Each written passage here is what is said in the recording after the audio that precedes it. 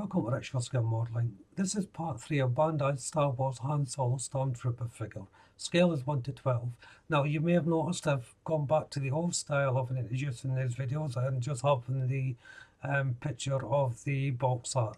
The reason for that is I'm still having problems with my audio linking up with the video. It's fine when I do a voiceover, but I've been doing it talk straight to the camera, the sync is out, and I can't get it to sync. I think it's a PC problem, and I'm still trying to sort that out, so please bear with that.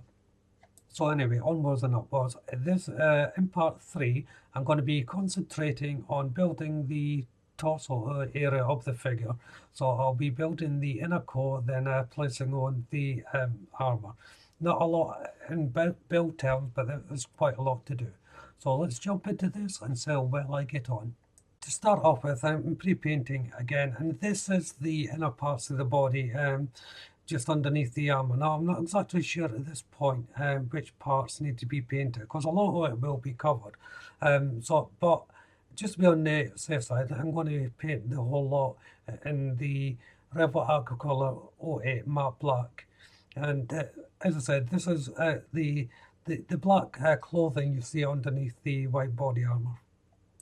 The reason why I'm painting this, same with the face in the previous video. The plastic was a little bit shiny for clothing, so I put the matte paint down. So now onto the constructions, and there's a series of little ball joint sockets that you have to place in first of all. Now these have to go in a certain way, and sometimes the instructions on these parts can be a little bit confusing. So you want to study them and dry fit, but like before with the face, be careful with your dry fitting, because once they're in, you may not get them back out. So just line them up before pushing in the socket, or you may not get the socket out if you do not like the positioning of it, or indeed if you've gone wrong somehow. And it is easy to go wrong on this kit, even though it's a simple construction on the face of it.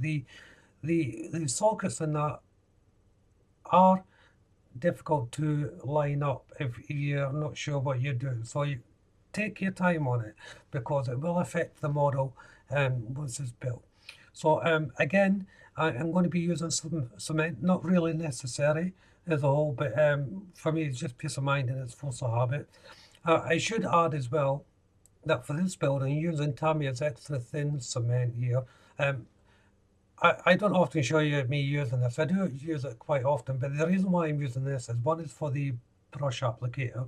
I can get the cement exactly where I want it without any overspill, and if I do have any overspill, which I did there, I'm just gently taking it off with a kitchen towel.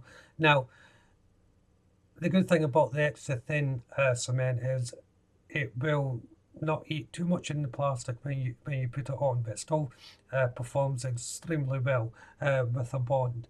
So it's a little bit more forgiving than the Revell contractor cement. So once I've got the sockets in place, close up the body and just pushing the two halves together, and then I'm just touching up areas of the paint where the seam lines are, and so on. As I said, I'm not exactly sure how much of this will be shown, but I think it's good practice just to paint it anyway. The first piece of the body armor I'm placing on is the back piece. Now I'm just cleaning off the mold injection point where it connects with the sprue, and well done for Bandi on these kits, because the contact point is extremely small.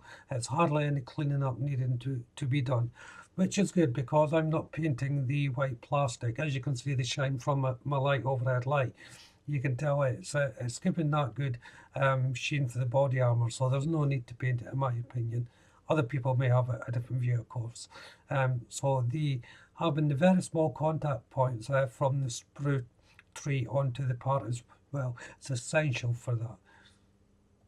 So once I put the very minimum amount of cement on, I'm just pushing the part into place. There's a nice location points for this just to push on. As I've said, and I'll carry on saying it, this kit which can be just pushed together or snapped together, I suppose the term is, easily enough without cement. One, it's peace of mind, and two, if it is a joint where I don't want any seam markings, I want to really press it in to make sure it won't come loose, then the cement helps with that, of course.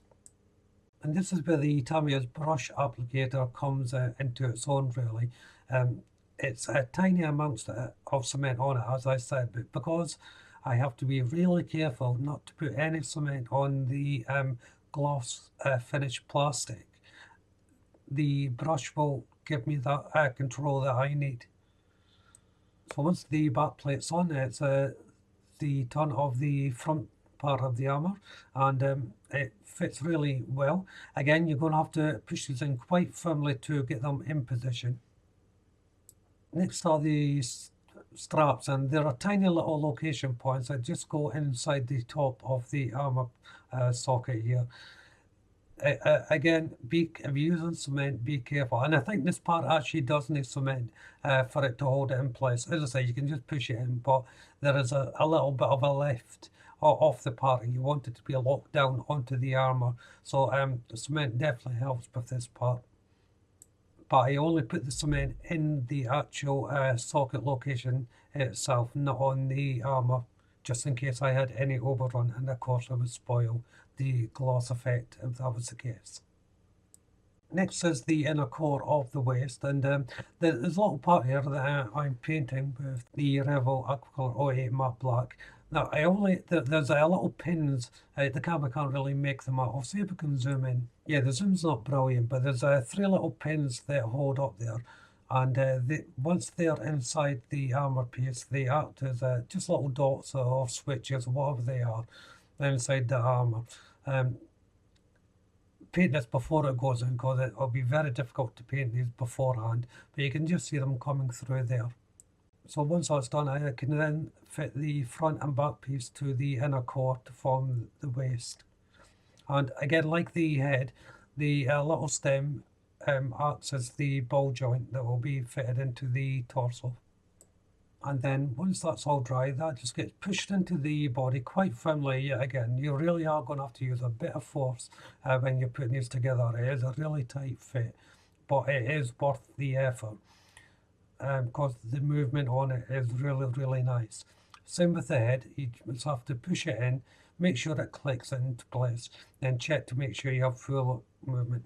Needless to say, you do not use any cement here, and this is where you find out whether you've actually got your sockets in the proper location as well.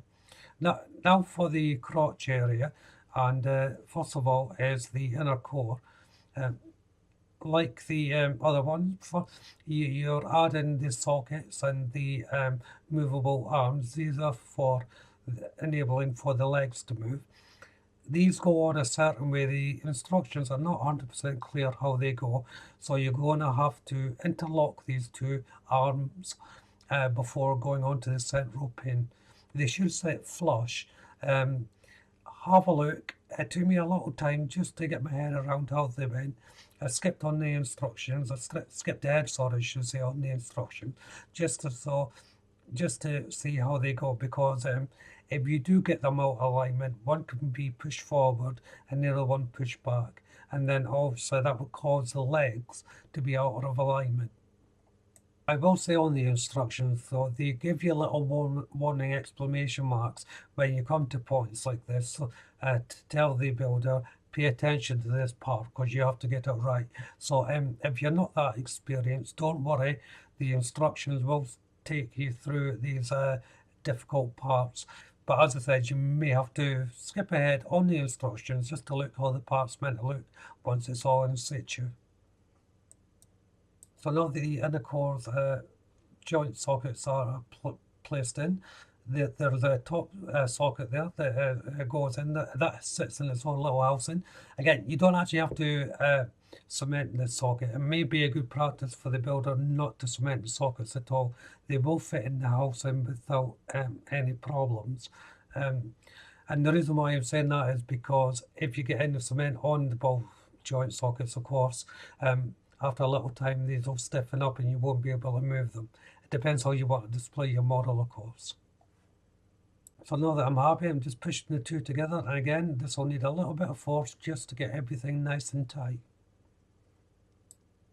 And then once more, I'm using Rev Color 08 matte black just to paint over the seams and the areas that will possibly be shown once the armour is on.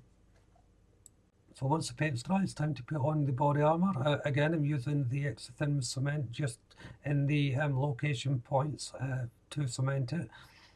I think this part also needs cement, especially where the point of the triangular shaped piece fits onto it. You need that grip to hold the part together, or it can just slightly push up a little bit.